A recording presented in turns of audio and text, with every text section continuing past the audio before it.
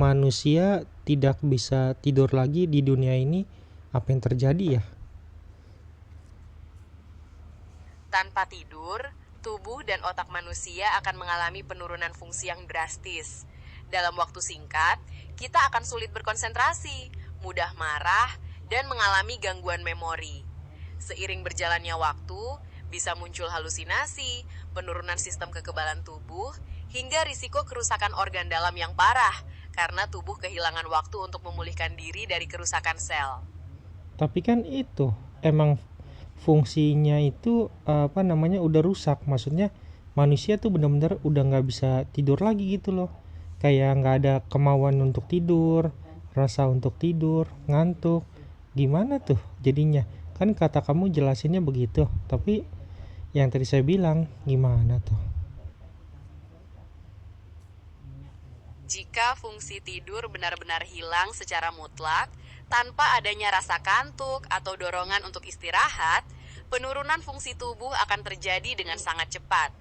Tanpa pemulihan sel dan pembersihan racun di otak yang biasanya terjadi saat tidur, racun-racun tersebut akan menumpuk dan menyebabkan kematian dalam waktu singkat. Lah terus kalau misalnya banyaknya kematian singkat, udah nggak ada lagi dong orang di dunia kalau begitu. Betul sekali, karena tidur adalah kebutuhan biologis yang mutlak bagi seluruh manusia. Jika fungsi ini benar-benar hilang tanpa pengecualian, kelangsungan hidup umat manusia tentu akan terancam dan mengarah pada kepunahan. Fenomena ini menunjukkan betapa krusialnya peran tidur dalam menjaga kesehatan dan kelangsungan hidup kita. Terus kalau manusia udah nggak ada, kira-kira siapa yang tinggal di dunia? Bumi kemungkinan besar akan didominasi oleh berbagai jenis hewan, tumbuhan, dan mikroorganisme. Hewan-hewan liar akan memperluas wilayah mereka, sementara alam akan mengambil alih area perkotaan dan infrastruktur yang ditinggalkan manusia. Terus kalau misalnya seandainya hewan juga fungsi tidurnya udah nggak bisa dipakai, gimana? Jika semua hewan juga kehilangan kemampuan tidur, mereka akan mengalami nasib yang sama seperti manusia. Fungsi biologis mereka akan terganggu, menyebabkan kematian massal dan keruntuhan ekosistem di seluruh dunia. Akhirnya, bumi mungkin hanya akan ditinggali oleh tumbuhan dan mikroorganisme sederhana. Oh jadi kosong gitu semuanya gitu. Bisa dibilang begitu. Kehidupan kompleks seperti hewan dan manusia sangat bergantung pada proses pemulihan yang terjadi saat tidur. Tanpa siklus tersebut, kelangsungan hidup semua makhluk hidup akan terancam. Seram ya kalau kayak gitu ya.